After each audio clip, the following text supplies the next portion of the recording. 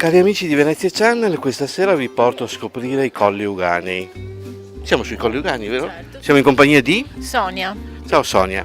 Allora, Colli Euganei, ma voi direte, i Colli Euganei sono molto grandi. Normalmente conosciamo Vo per la festa dell'uva, ma c'è un luogo, Lozzo, A Testino. che forse alcuni conosceranno perché qui c'è un castello famoso, no? Nelle vicinanze. Il No? castello di Valbona. Castello di Valbona, dove ci sono parecchie attività, fanno insomma diverse cose e quindi sicuramente la strada per arrivare qui la conoscete e la conoscerete ancora meglio. Una si passa per Lozzo e poi si arriva a Valbona dove c'è il castello. Abbiamo Ed è- anche una bellissima villa. Questa non sono mai Una stato. bellissima villa qua. Come si chiama? Villa Correr. Villa Correr. Quindi vi stiamo proponendo stasera, perché siamo a cena, un itinerario enogastronomico culturale. Ma perché gastronomico? Come si chiama questo posto qui? Mi incuriosisce. Questo posto si chiama l'Acqua in Bocca. L'Acqua in Bocca è un piccolo ristorante nato da pochissimo che fa esclusivamente pesce. Pensate, sui Colli Euganei, pesce, ma una volta il mare arrivava qui, quindi non c'è nulla di male. Sì, certo.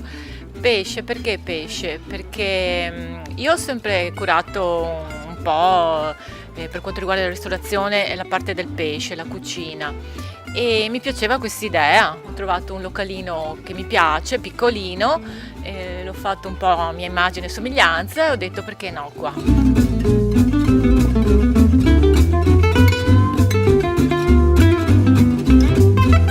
Qui abbiamo sia a pranzo che a cena, sempre con il nostro chef che propone sempre piatti molto legati al territorio, non esce mai da questa linea. E lui propone sempre cose che si possono abbinare in questa terra così, mare e colli. Tra l'altro uno chef giovane che però è una vecchia conoscenza, ne l'abbiamo già visto all'opera in altre occasioni e dopo naturalmente ve lo porteremo ai nostri microfoni. Ma vedo che c'è una persona che sta aspettando di portarci qualcosa. Cosa ci porti? Allora, bene. Buonasera. Intanto così, anticipaci cosa hai preparato. Questa è una focaccia di farina di grano duro macinata a pietra con baccalà mantecato e guacamole. La focaccia è sempre fatta dallo chef, che è molto bravo anche nella panificazione. Poi vi farà assaggiare alcune cose anche nella panificazione che ha fatto lui, come i dolcetti.